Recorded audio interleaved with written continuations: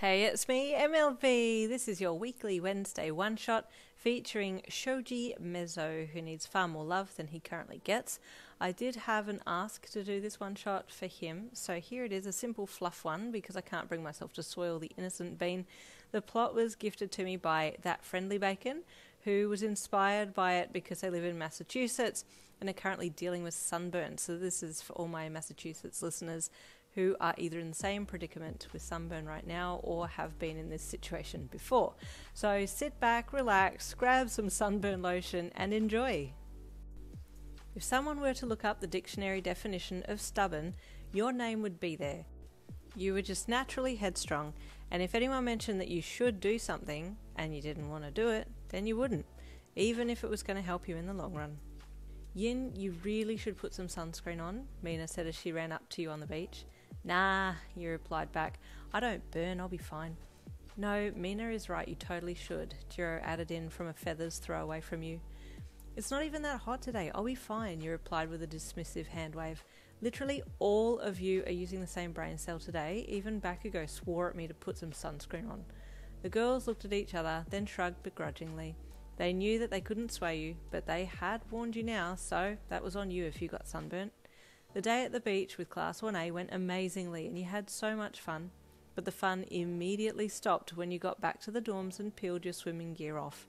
The sheer contrast in colour between your covered hip bone and your exposed leg made you gasp and your head shot up to look in the mirror. To your absolute horror, you were two very different colours and the stinging heat was starting to rise in your skin. Turning and reaching a hand back for an exposed part of your back, you pressed it with your fingers and nearly gasped again when you saw how long the pressed part of your skin remained pale for before letting the colour seep back in again. Oh hell, I am burnt, you said to yourself. Do I have any sunburn lotion? Spinning back around and digging through your bottom drawer, you found some in an old bottle and started applying it to the front of your body as best you could. You had pretty much gotten the front sorted when you remembered about the back. How am I going to put lotion on my back, you wondered. You paused for a second and ran through your options. Well, I can't go to Mina or Jiro because they'll just say I told you so, and I can't go to the guys because they'll do the same. You sat down on the bed. Who is someone that I barely speak to who can help me? Then it came to you. Shoji. I don't talk to him much, and he has a million arms, so that's perfect.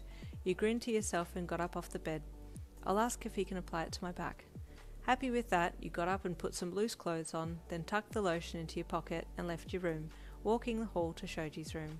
You stopped when you got to his door, then suddenly felt nervous. This is kind of weird, isn't it? Asking him to touch me when I barely know him. You knocked anyway and waited for him to open the door.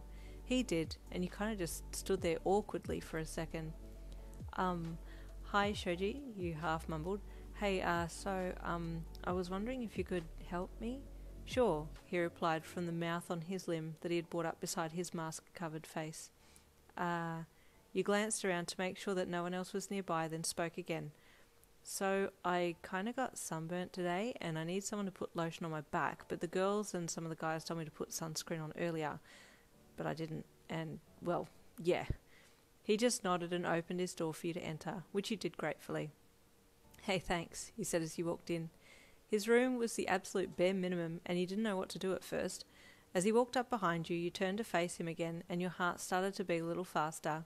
Your eyes travelled from his covered face to his thick shoulders, then down his very muscular form, and you swallowed hard. Has he always been this built, you thought? Feel free to lie on the bed, he offered, gesturing to his very neat bed. You nodded, and looked over at it, suddenly feeling very shy about him seeing your bare back. Gently you got onto it and lay down, and he walked over and knelt beside you, the awkwardness from your end very palpable. You will need to raise your shirt, he said, waiting for you to do so. Oh, yeah, sorry, you said, laying on your stomach and reaching over your shoulders for the middle of the shirt and pulling it up by scrunching your fingers as you kept your front squished to the bed.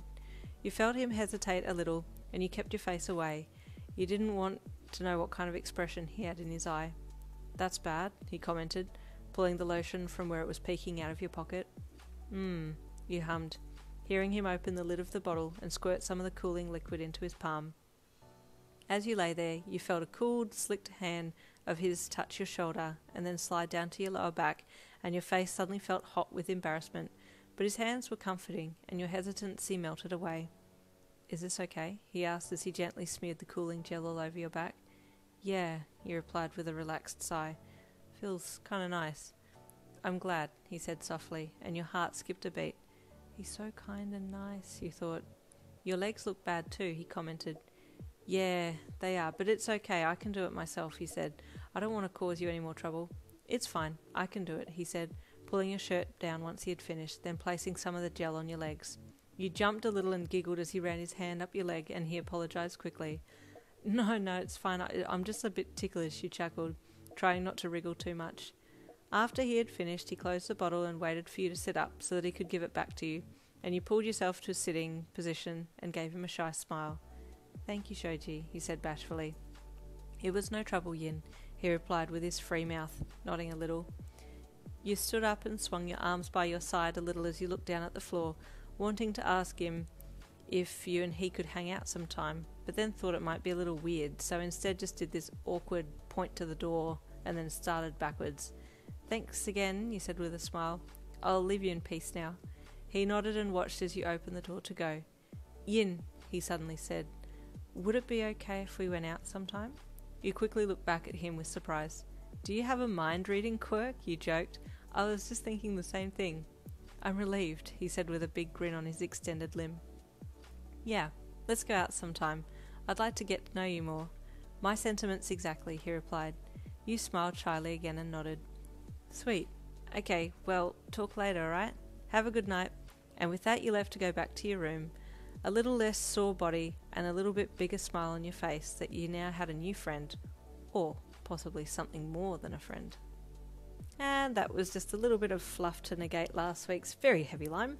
Hopefully you enjoyed listening to this one as much as I enjoyed reading it. See you in the next one shot.